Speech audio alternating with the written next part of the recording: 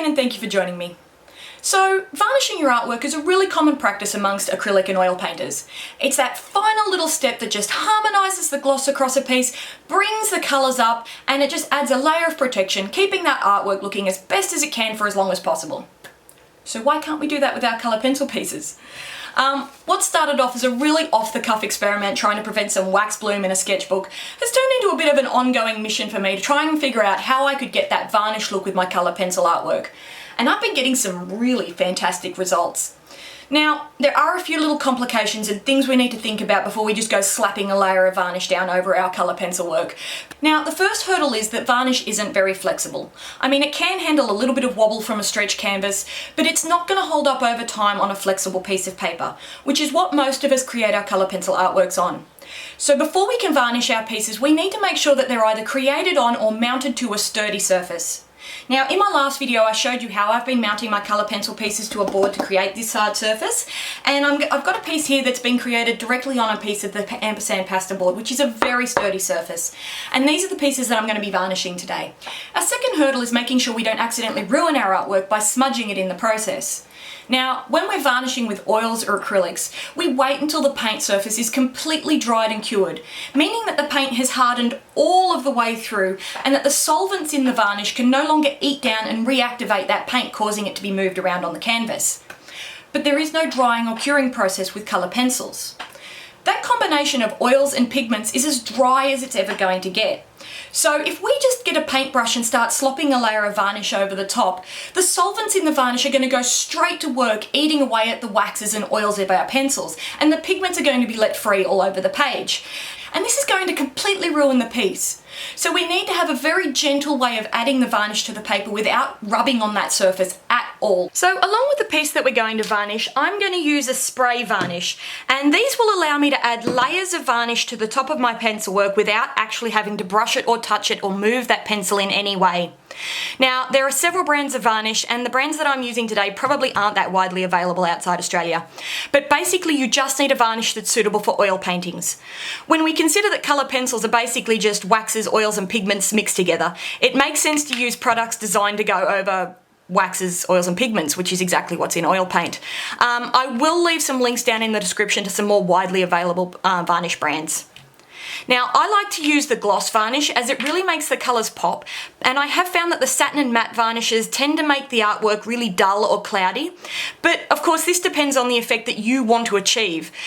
Whatever varnish you choose, I highly recommend testing it out on something not very precious before we add it to our final piece. So I'm going to head outside to do this. I have to warn you that varnishing really is an outside game. The fumes from this stuff are really overpowering. I'm not particularly sensitive to fumes or odours or things like that, and this stuff really will send you flying. So a well-ventilated area is an absolute must for this procedure. So a really quick apology, but I will have to do this voiceover style. This was the first sunny day we'd had in ages, and all my neighbours decided to come out and mow their lawn and build things. So I start off by protecting my table with a big old piece of MDF. There will be a lot of overspray in this process, and I don't want to accidentally varnish my table. I've shaken the can very well, and I start off by adding some very light coats of varnish. Now, it's a little difficult to see from this camera angle, but I am holding that can at least 30 centimetres away from my paper, if not more.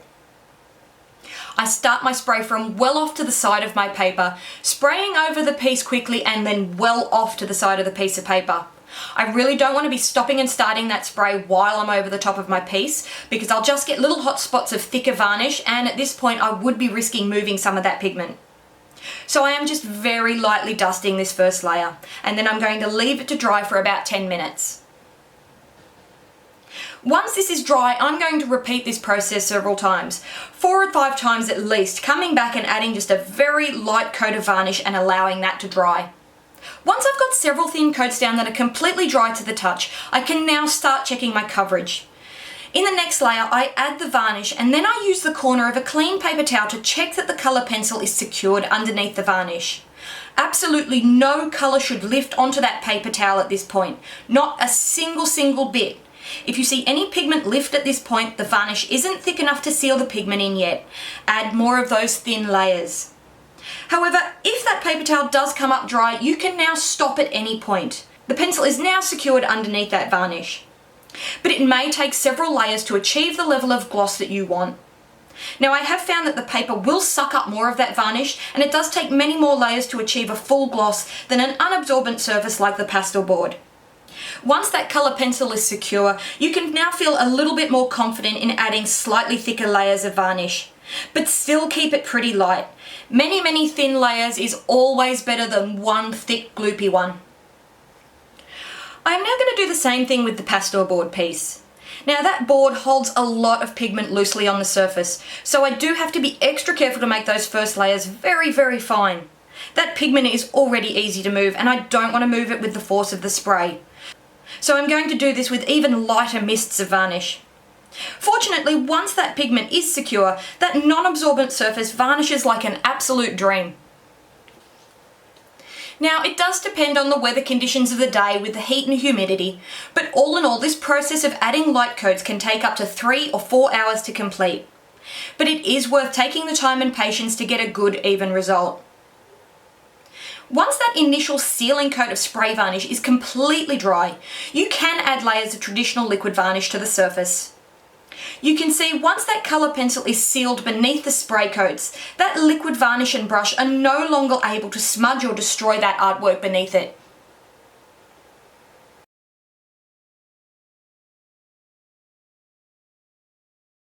Now, just a quick note, while I was experimenting, I did notice that the varnish didn't play so well on areas of just bare paper. The varnish sort of sunk more into the paper, and I only got really a true gloss on areas where the colour pencil was thickly applied to the page. So it may well be that varnishing is something that's better suited to pieces that have full coverage across the whole piece of paper. I'll also note that the varnish did in some cases permanently change the tone of the paper that I was working on, which I actually didn't mind, but it's definitely something worth keeping in mind and experimenting with before you start. Another thing that I've explored is removability. Now, in an acrylic or oil painting, these spray varnishes would traditionally be removable with turpentine, and that's something which may need to happen in the future if somebody wished to restore an artwork.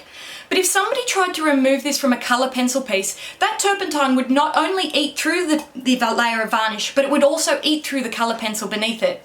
So to make this removable on a colour pencil drawing, we would need to add an isolating layer between that colour pencil and the varnish. Now, I had seen it written that the brush and pencil final fixative could be used as an isolating layer in a case like this. So I contacted Aliona Nicholson just to confirm this, and I'll give you her response because she can say it by far better than I can. She says, with time, our fixatives become resistant, not proof, but resistant, to water, alcohol, and OMS. That means that yes, you can remove varnish with the OMS, but make sure that you are doing it very carefully, like a fine arts restorer and not like an old furniture restorer.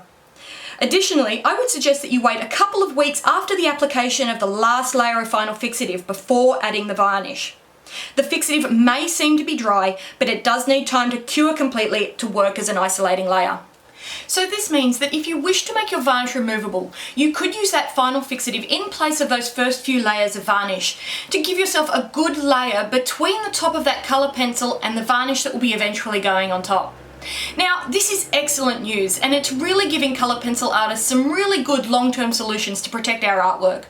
I really like the way this looks. The gloss has just brought out the black in those wings really nicely, and I added a few more layers of gloss to these orchids, and it's given it a really high gloss finish that just looks and feels lovely. Now, I did make one glaring mistake with this piece, and I forgot to sign it before I added the varnish. And I suppose that's the way it's going to stay. This one's going to have to be signed on the back. But yeah, make sure that you're absolutely finished with your piece before you add that varnish, because there's no going back past this point. Now, if you're going to try this out, I highly recommend that you practice a few times and you experiment with a few different brands and a few different gloss levels before you tackle an important project. I mean, I even varnished my colour chart here just to test out one of the brands. This does have the potential to ruin your hard work, but it can also be the finishing touch that just brings the whole thing together and makes it into something special. Even though I have been getting some great results, I am still experimenting with varnishing. So if you have any thoughts or questions, please feel free to leave a comment and I'll see if there's anything that we can explore further. If you found this useful, please leave me a like, and if you'd like to see some more of my work, why not hit that subscribe button? Thanks for watching, guys.